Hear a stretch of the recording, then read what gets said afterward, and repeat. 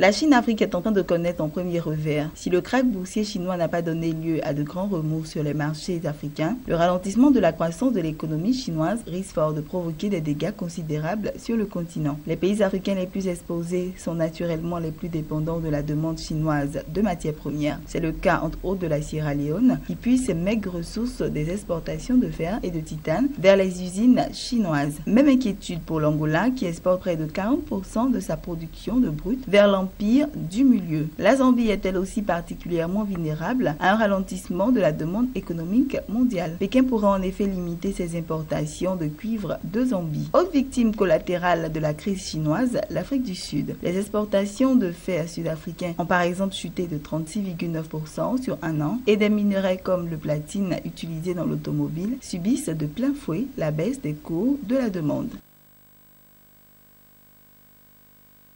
Le produit intérieur brut PIB de la Tunisie a enregistré au cours du deuxième trimestre de cette année 2015 un repli de 0,7% après la croissance négative, moins 0,2% enregistrée au cours du premier trimestre selon la Banque centrale du pays qui n'a pas hésité à utiliser le terme de récession technique. Sur une baisse de comparaison annuelle, le PIB du deuxième trimestre 2015 est supérieur à celui de la même période en 2014 de seulement 0,7%. Cet indicateur était de 1,7% pour le premier trimestre et de 2% entre le deuxième trimestre 2014 et celui de 2013. Malgré une accélération de 3,3% de la croissance des services non marchands, les secteurs de l'industrie et des services marchands ont connu des replis respectifs de moins 1,7% et moins 0,7%.